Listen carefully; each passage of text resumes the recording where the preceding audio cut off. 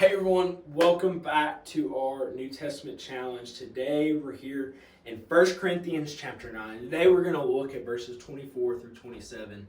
And to be completely honest, part of the reason why I want to expound upon this topic of information, not topic of information, but expound upon this passage of Scripture is these three verses here. These are my life verses. These are the ones that I... when I was young, when I was some of your age, a pastor preached out of this passage at a summer camp, and it stuck with me. And these are the verses that I believe are my life verses. And we're going to read it. It says, "Don't you know that the runners in a stadium all race, but only one receives the prize? Run in such a way to win the prize. Now everyone who competes exercises self-control in everything. They do it to receive a perishable crown, but we an imperishable crown. So I do not run like one who aimlessly boxes or like one beating the air. Instead, I discipline my body and bring it under strict control, so that after preaching to others, I myself will not be disqualified."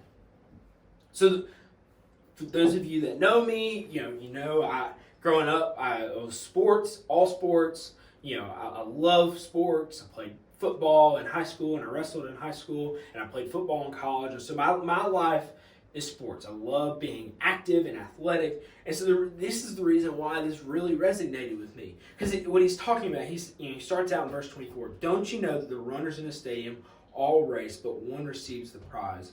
Run in such a way to win the prize."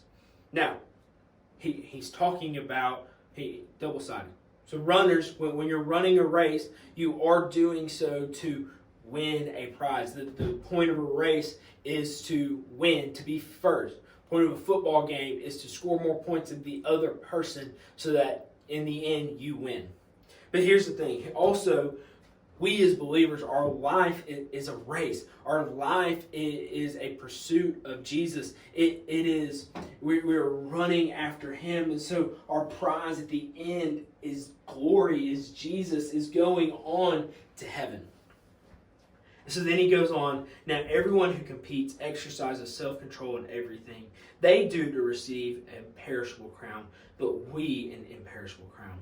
So to be an athlete, to work hard for something, not even just sports, but like it applies to band, it applies to theater, it applies to all things. When you are working for something, football teams, the season doesn't start, in August when school starts.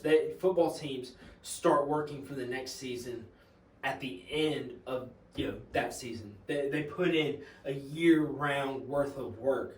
Because they're doing so, they're exercising self-control. They're restricting their body. They're being self-disciplined in the ability to go in and work in the off season and get better and better and better and better and better.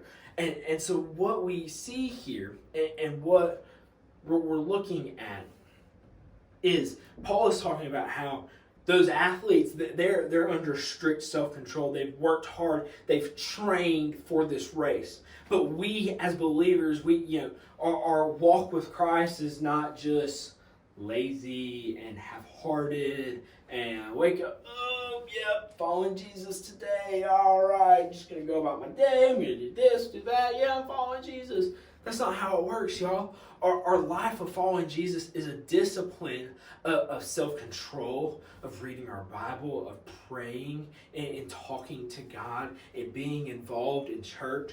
That is our self-discipline. That is what we're doing to exercise self-control. And that imperishable crown that we're striving for is glory. So then he goes on. He says, "I do not run like one who runs aimlessly or box like one beating the air. Instead, I discipline my body and bring it under self-control, so that after preaching to others, I myself will not be disqualified."